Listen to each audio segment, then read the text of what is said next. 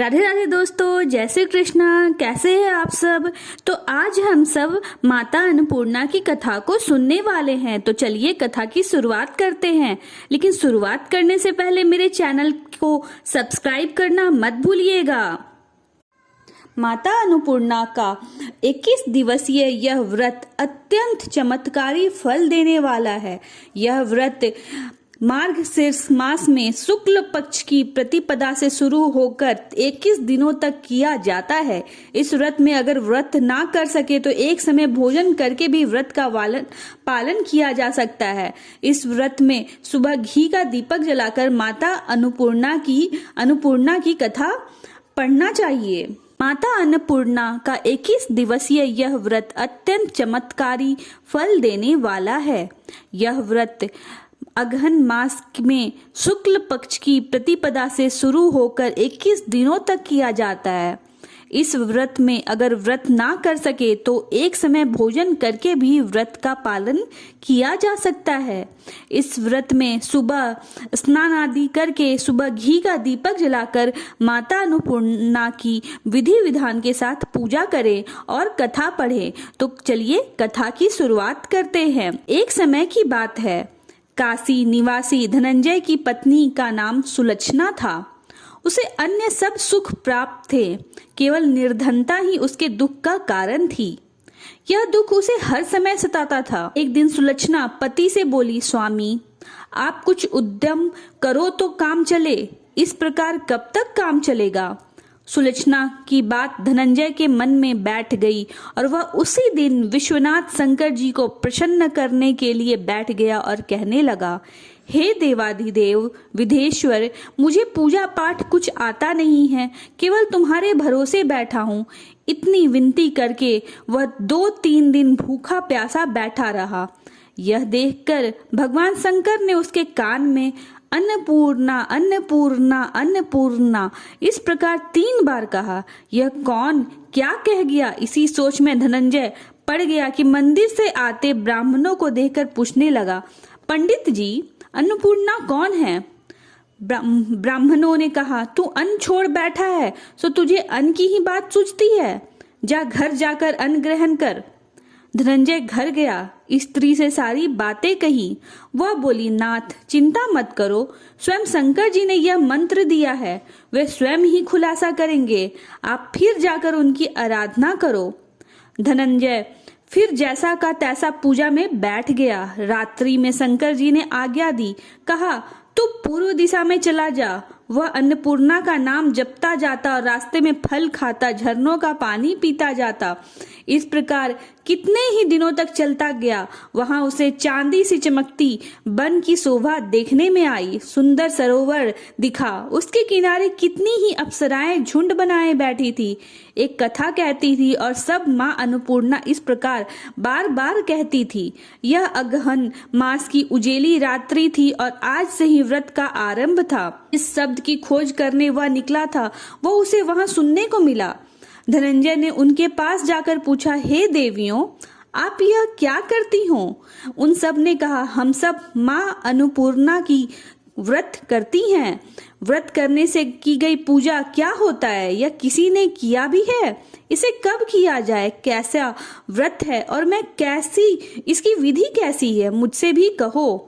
वे कहने लगी, इस व्रत को सब कोई कर सकता है। 21 दिन तक के लिए 21 गांठ का सूत लेना चाहिए। 21 दिन यदि ना बने तो 1 दिन उपवास करे। यह भी ना बने तो केवल कथा सुनकर प्रसाद ले, निराहार रहकर कथा कहे। कथा सुनने वाला कोई ना मिले तो पीपल के पत्तों को रख, सुपारी या घृत कुमारी वृक्ष को सामने कर, दीपक को साक्षी कर, सूर्य, गाय, तुलसी या महादेव को बिना कथा सुनाए मुख में दाना ना डाले। यदि भूल से कुछ पड़ जाए तो 1 दिवस फिर उपवास करे। व्रत के दिन क्रोध ना करे और झूठ ना बोले। धनंजय बोला, इस व्रत के करने से क्या होगा। वे कहने लगी, इसके करने से अंधों को नेत्र मिलता है, लुल्लों को हाथ मिले, निर्धन को घर धन आए, बांझिन को संतान मिले, मूर्ख को विद्या आए। जो जिस कामना से व्रत करे माँ उसकी इच्छा पूरी करती है। वह कहने लगा, बहनों, मेरी भी धन नहीं है, विद्या नहीं है, कुछ भी तो नहीं है। मैं तो दुखिया ब्राह्मण हूँ। मुझे इस व्रत का सूत दोगी? हाँ भाई, तेरा कल्याण हो, तुझे दूंगी। ले इस व्रत का मंगल सूत ले।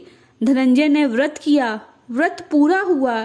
तभी सरोवर में से 21 खंड की सुवर्ण सीढ़ी हीरा मोती जड़ी प्रकट हुई।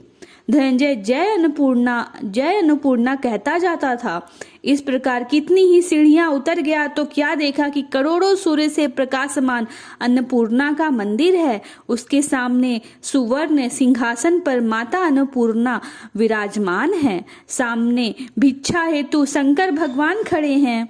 देवांगनाएं चवड़ डुलाती हैं। कितनी ही हथियार बांधे पहरा देती हैं। धनंजय दौड़कर जगदम्बा के चरणों में गिर गया। देवी उसके मन का कलेश जान गई। धनंजय कहने लगा, माता, आप तो अंतर्यामी हो, आपको अपनी दशा क्या बताऊं। माता बोली, मेरा व्रत किया है जो संसार तेरा सत्कार करेगा।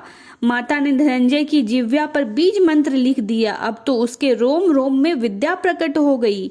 इतने में क्या देखता है कि वह काशी विश्वनाथ के मंदिर में खड़ा है। माँ का वरदान ले धनंजय घर आया। सुलक्षणा से सब बात कही। माता जी की कृपा से उसके घर में संपत्ति उमड़ने लगी। छोटा सा घर बहुत बड़ा गिना जाने लगा। जैसे शहद के छत्ते में मक्खियां जमा होती हैं, उसी प्रकार अनेक सगे संबंधी आकर उसकी बड़ाई करने लगे। कहने लगे, इतना धन और इतना बड़ा घर, सुंदर संतान नहीं तो इस कमाई का कौन भोग करेगा। सुलक्षणा से संतान नहीं है, इसलिए तुम दूसरा विवाह करो।